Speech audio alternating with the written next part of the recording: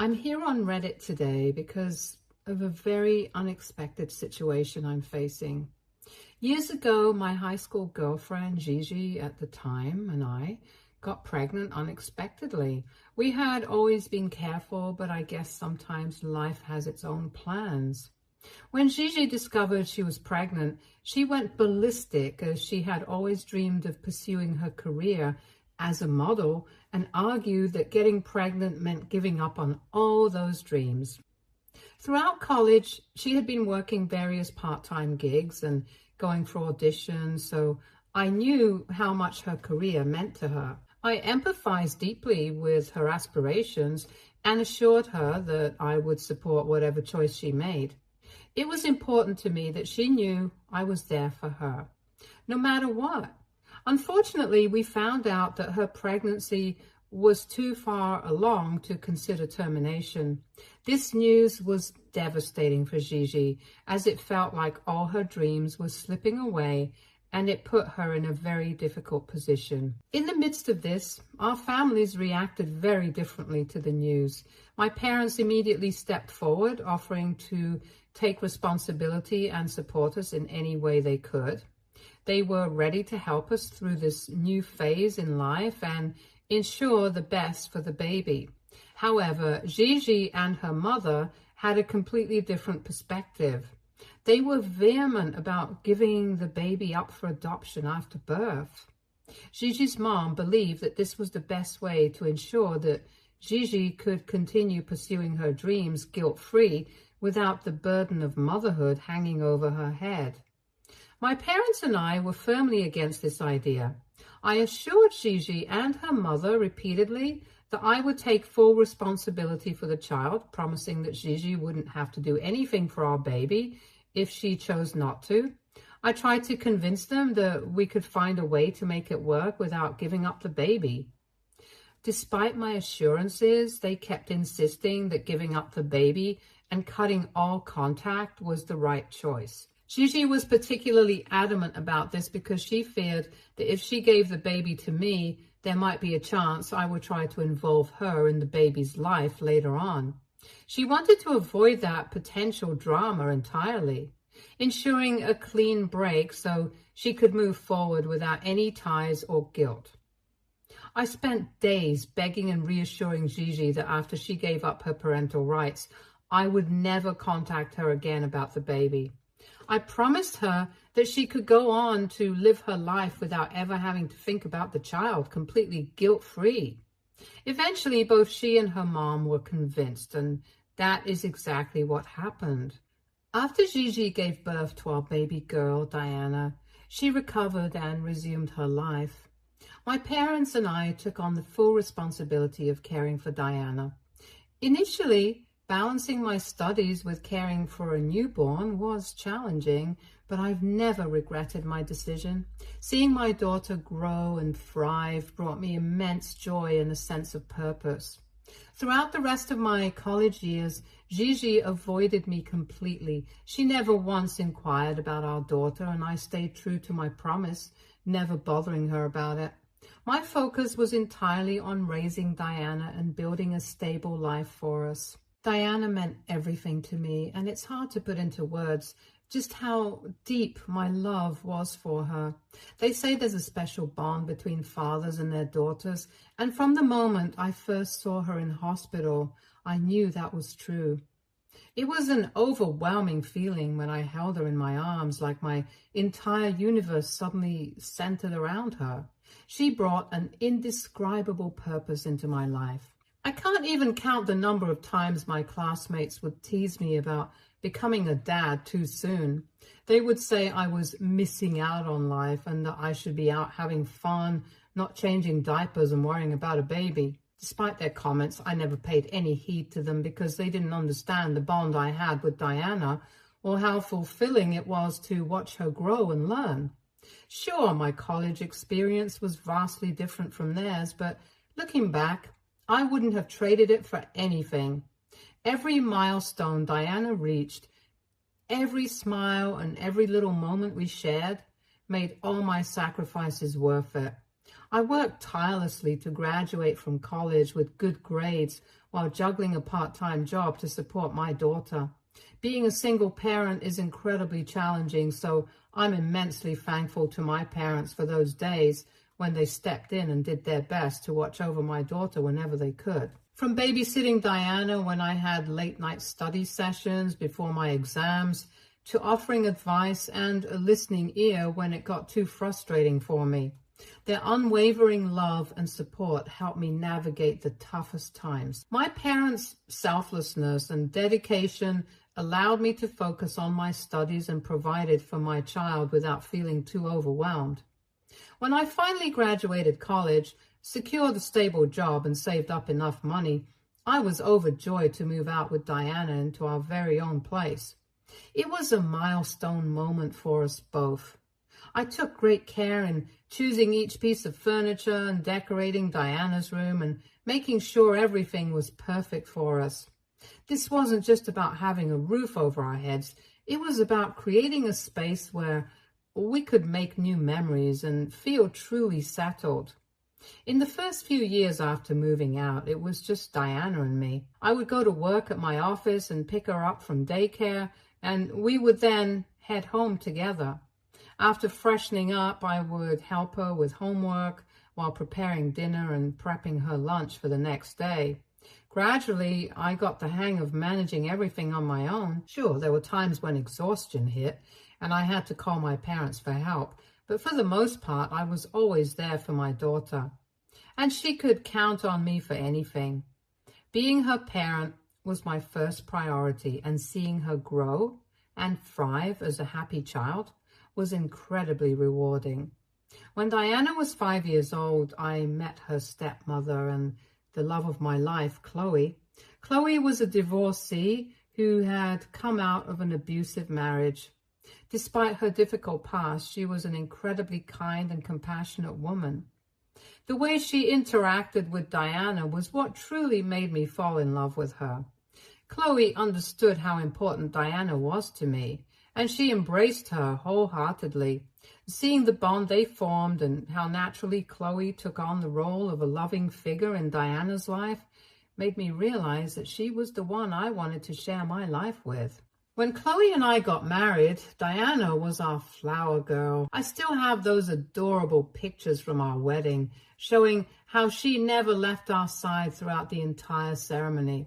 She looked so sweet and happy, and it warmed my heart to see her being part of such a special day. The wedding was a joyous occasion for everyone, and our little family was surrounded by love and support. My parents in particular were overjoyed. They cried tears of happiness because they knew how much I had struggled over the years. Seeing me finally find love and build a happy family meant the world to them. It was a beautiful day filled with love, laughter, and the promise of a bright future together. Over the years, Chloe consistently proved to be a loving stepmother to Diana, caring for her as if she were her own daughter. After moving into a larger home that Chloe and I purchased together, I tragically lost my parents to health issues. This period was devastating for me, and perhaps why I couldn't give Diana the attention I used to. It was during this time that Diana started facing bullying in high school. Some of her friends found out from their gossiping mothers that Chloe wasn't actually Diana's biological mother. It didn't help that Chloe has blonde hair and a sharper nose, while Diana has brown curls and different facial features, making it clear they didn't look alike. When Diana's friends started to tease her about it at school, she became sad and withdrawn. They would say cruel things like her biological mom probably abandoned her because she never loved her, and that Chloe would eventually abandon her too. At the time, I had no idea what Diana was going through. She kept her pain to herself, and it wasn't until things had escalated that I realized how much she was hurting. One day, we received a call from the principal's office because Diana had allegedly attacked another student and broken her nose. When I heard this news, I was shocked to my core because my daughter had always been gentle and kind-hearted. Chloe and I rushed to the school, anxious to find out what had happened. In the principal's office, we learned that Diana had been relentlessly teased by this other girl for a long time. Finally pushed to her limit, Diana had taken matters into her own hands and thrown a stone at her tormentor in a fit of anger and frustration. Hearing about the bullying Diana had endured filled me with a mixture of anger and sadness. I wanted to confront the other child and her parents right then and there, ready to defend my daughter fiercely. But Chloe, always level-headed, managed to calm me down. The other girl's parents insisted that Diana apologize, but I was livid. I threatened to take legal action against them and the school for allowing my daughter to be mentally harassed for so long. I argued passionately, pointing out the severity of bullying and how it had pushed Diana to her breaking point. I made it clear that bullying a minor was unacceptable and that they had no right to let their daughter's behavior escalate to this extent. My strong reaction seemed to intimidate them and they backed down, deciding not to pursue the matter further. I never scolded Diana for what she did because deep down, I understood the pain and torment she had endured for months before finally standing up for herself. It was a heartbreaking situation, but I was proud of Diana for finding the courage to defend herself, even though it came at such a drastic cost. After that incident, I knew it was time to have a candid conversation with Diana about her biological mother, Gigi. Until then, Diana had some vague awareness why Gigi was not part of our lives, but I had never fully disclosed the details to her. I sat down with Diana and explained openly about how Gigi and I had become parents at a very young age and why Gigi made the decision she did to leave us. I reassured Diana that Gigi's choice had nothing to do with her. I explained that sometimes adults are not equipped to take care of children, and that was the case with Gigi. I also made sure to highlight how fortunate Diana was to have Chloe in her life. I told her that Chloe loved her deeply and cared for her as her own child, willing to do anything for her well-being. I wanted Diana to understand that family isn't just about biology, but about love, care, and the people who are there for us unconditionally. After our conversation, I hoped Diana would have moved past her curiosity about her bio-mom, but a few weeks later, she confided in me that she was trying to reach out to Gigi. I was deeply concerned for her because I knew how firmly Gigi had asked to never be contacted again. And despite my warnings, Diana was determined, and it worried me greatly that she might face disappointment or rejection. When Diana finally got in touch with Gigi, she excitedly told me that her biological mom was happy to hear from her and wanted to meet up. I couldn't help but feel skeptical about this sudden change, considering Gigi had never attempted to contact me about Diana over the years, even though my contact information remained unchanged. I voiced my doubts to Diana, expressing how difficult it was for me to believe Gigi's newfound enthusiasm.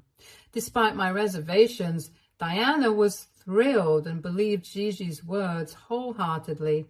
She quickly made plans to meet her bio-mom at a mall and insisted on going alone. I firmly insisted I accompany her, at least to drop her off and verify if it really was Gigi. Reluctantly, Diana agreed to my condition. On the day of the meeting, I drove Diana to the mall where she was supposed to meet Gigi. When we arrived, I scanned the crowd anxiously, searching for any sign of Gigi, half expecting her to not even show up. Suddenly, Diana spotted her. She pointed excitedly and my eyes followed her gaze, and there, standing not too far away, was Gigi. She seemed genuinely happy to see Diana, and they embraced warmly. It was a surreal moment seeing Diana reunited with her bio-mom. I stood back, giving them their space, but keeping a watchful eye. Seeing Diana's smile and the way she interacted with Gigi eased some of my initial doubts. It was clear that this meeting meant a lot to Diana, and despite my concerns, I couldn't deny her the chance to connect with her biological mother.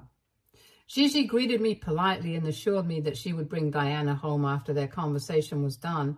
She expressed gratitude for the opportunity to meet her daughter and appeared genuinely sincere. Feeling a mix of emotions, I decided to leave them to talk and give Diana this important moment. Several hours later, as promised, Gigi returned Diana home. My daughter looked flushed with excitement, clearly having enjoyed her time with her biological mother. When I asked Diana about their conversation, she eagerly recounted how wrong I had been about Gigi for all these years. According to Diana, her bio mother had expressed regret over her decision to not be a part of our daughter's life and seemed genuinely remorseful for her actions. Diana went on to tell me that Gigi wanted to be a part of her life now, and this is what she wanted as well. Hearing Diana's words stirred conflicting emotions within me.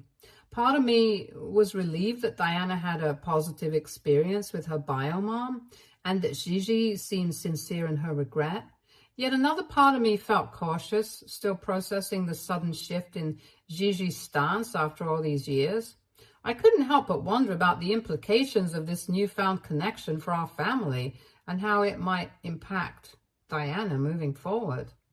Chloe reassured me that I couldn't control the situation and that all we could do was hope Gigi wouldn't harm or emotionally affect Diana in the future. Over the weeks, Diana began regularly meeting her biological mother every other weekend for a few hours. Initially, I was supportive as much as I could be, wanting Diana to explore this newfound relationship. However, I started noticing a pattern. Each time Diana went to meet Gigi, she would ask me for money beforehand.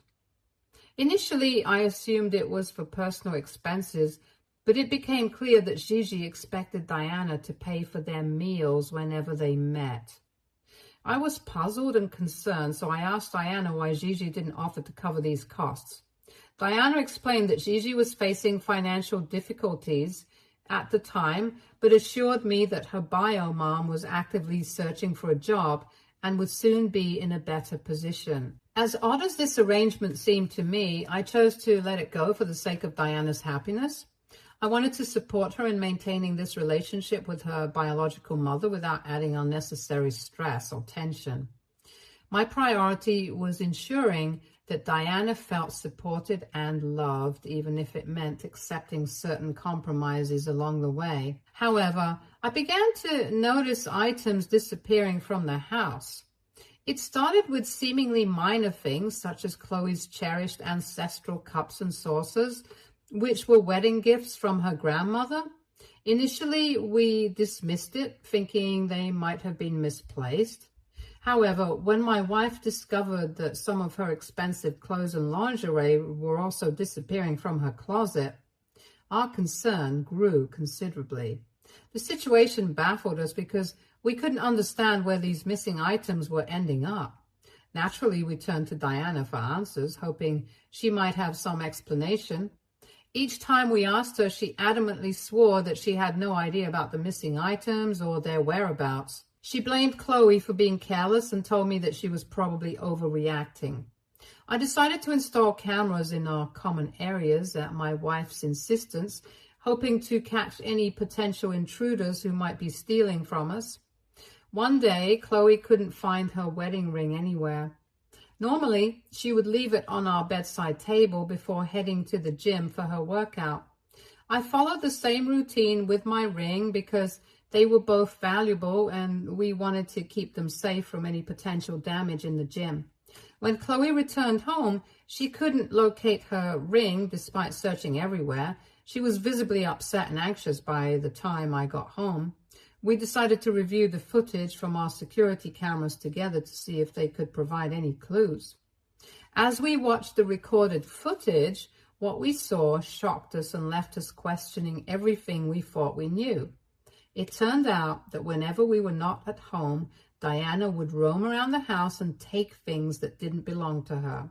As we watched the footage from our security cameras, we witnessed Diana entering our bedroom and emerging with something in her hand, a clear image of my wife's wedding ring. When I confronted Diana about the theft, she initially denied any involvement. However, I calmly showed her the incriminating footage. Her expression turned pale as she realized she had been caught red-handed. Sensing her distress, I asked her gently to explain herself. I wanted to understand why she had resorted to stealing from us. Chloe asked her if she had stolen her clothes and lingerie as well, and this is when Diana burst out crying. She finally confessed that she had been stealing from Chloe for months as a form of revenge. She told us that she had grown to resent the fact that Chloe and I were married. Diana expressed that she wanted me to leave Chloe and to consider reconciling with her biological mother, Gigi, because according to my daughter, Gigi still harbored feelings for me and regretted our breakup. I was pissed hearing my daughter's words. I tried to remain calm but firm as I explained to her that she was being very delusional. I assured her that my love and commitment to Chloe were firm and that her relationship with her bio mother was separate from my marriage. I emphasized that I couldn't undo the past and that her expectations for me to leave Chloe were unrealistic and unfair to me. However, Diana's emotions boiled over when I did not agree to her. She erupted in anger, shouting accusations that I was the one who had abandoned Gigi all those years ago, and asserted that Chloe could never replace her biological mother.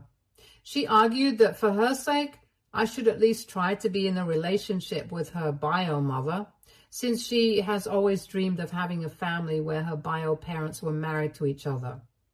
Her outburst shook me deeply. I expressed my frustration, telling her how exhausting it was to hear these childish demands after everything I had sacrificed for her over the years. I reminded Diana of all the love and care Chloe had shown her over the years.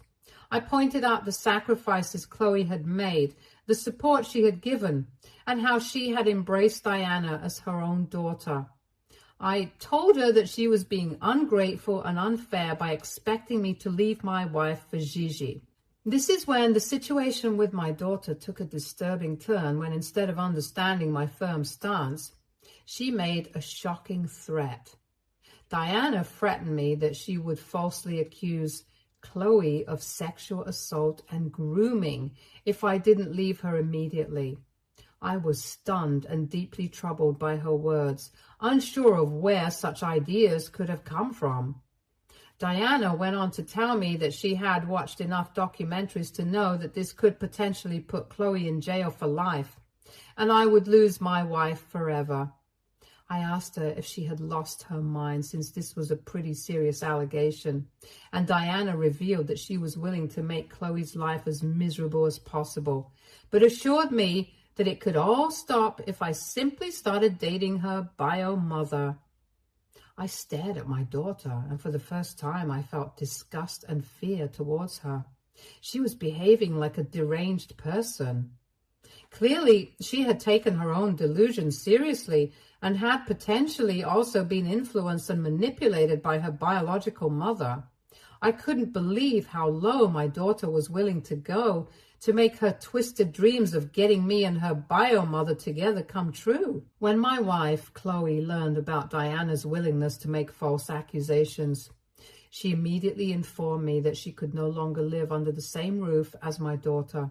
She was concerned that Diana might not be in the right state of mind and that her false threats could irreparably damage our life permanently for no valid reason.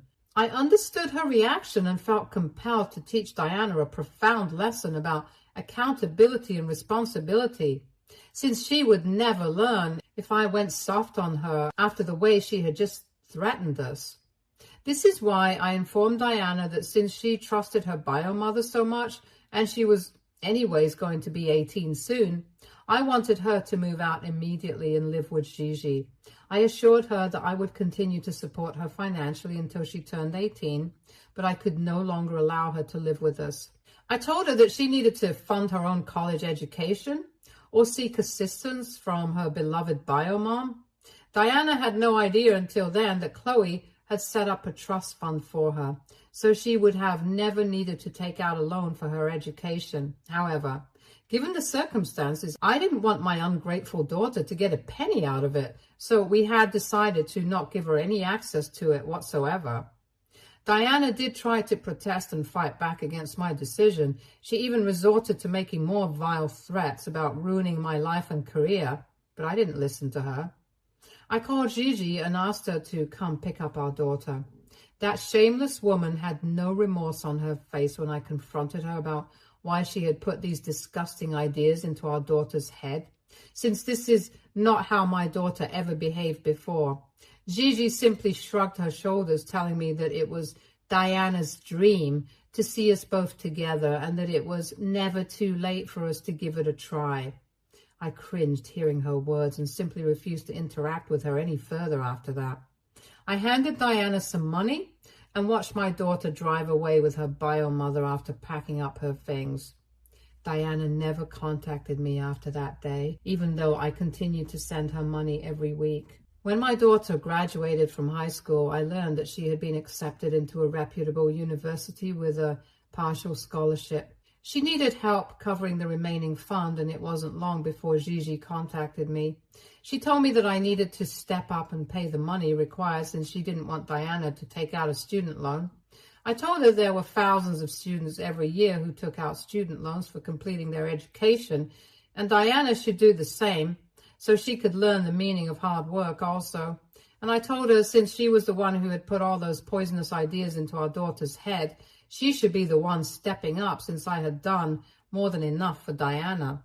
I knew Gigi and Diana couldn't even threaten legal action on me since Diana was now an adult, and any legal obligation would not hold against me anymore. After this conversation, I blocked Gigi for my own peace of mind. Several months passed without any contact from either her or my daughter. However, everything changed yesterday when Diana called me in tears. She sounded deeply distressed and pleaded with me to listen to her. I was in the middle of a very important meeting, but I still left it so I could be there for my daughter. Diana explained to me on the phone how Gigi had not supported her in securing a place at her dream university, causing her to lose her seat. As a result, Diana had no choice but to find work at a fast food restaurant for the time being. Apparently, Gigi did not want her to live at her place for free. Hence, Diana had been paying Gigi rent every month. Diana tearfully asked if she could move back home and apologized to both me and Chloe in person for what she had done. She admitted that I had been right about Gigi all along, but also blamed me for not teaching her any better. Honestly, it is hard to trust my daughter again after what she was willing to accuse my wife of. The thought of her making such false allegations again on Chloe looms large in my mind even today. Despite this, she's still my daughter and I love her deeply, so I offered her what I believed was a fair compromise. I told her that I would pay her rent each month so she could find a new place to live. This would allow her to save her earnings instead of paying rent to her mother. I even told her I would help her out with college eventually. However, upon hearing this, my daughter reacted with anger, hurling insults at Chloe and me. She accused me of being useless and claimed that I never loved her and even wished that I was dead. Her words made me realize how little she had truly learned over the past months. Despite her outburst, I held firm in my decision and refused to give in to her demands. So Reddit, AITA for not letting my daughter move back in and forgiving her entirely for her past actions. Update 1. Clearing up a few things here. Looking back, Diana's behavior was changing a lot towards Chloe every time she came back home after visiting her bio mom. She would sometimes call Chloe degrading words like old hag or witch whenever they had a disagreement. Chloe and I foolishly assumed that Diana was just going through a phase and would eventually grow out of it. Threatening to falsely accuse someone of sexual assault and grooming is a serious thing. Even if Chloe is a woman, it doesn't mean that Chloe could not have gotten in trouble with the authorities had Diana made that complaint against her. How can I ask my wife to stay with my daughter under one roof after that? Also, Diana continues to clearly hate her, so I think it's too risky to let my daughter stay with us ever again. I did not refuse to pay my daughter's college fees out of spite. I felt it was also an important lesson for her to see just how less her mother was willing to sacrifice for her. Also, if tomorrow your child can threaten you with such vile things and you choose to turn a blind eye to them, you are just teaching them that they can get away with anything. God knows what they can do in the future if they're not taught a lesson. Also, all Gigi needed to do was help Diana take out a student loan and be her co-signer.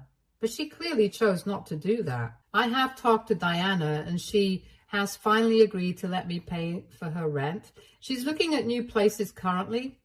I took some of your advice, and I will be sending the rent check directly to the landlord of the house so Gigi won't be able to steal the money from Diana. Also, I plan on having a conversation with Diana regarding her going back to college. Of course, this time Chloe won't help out with anything because it's not her responsibility. Update 3. So Diana is all settled into her new home now. She and I recently met up for lunch and we discussed her future plans. She apologized to me profusely for everything that happened between us and understood why Chloe no longer wants to have a relationship with her. I've assured Diana that I'll support her in starting college next year if she wants to. So she has agreed on working hard this year and saving as much money as possible. Gigi is furious that she has lost Diana's paychecks, but there's nothing much she can do at the moment since I have her blocked. And Diana is no longer speaking to her as well. Stay tuned for more stories from our girl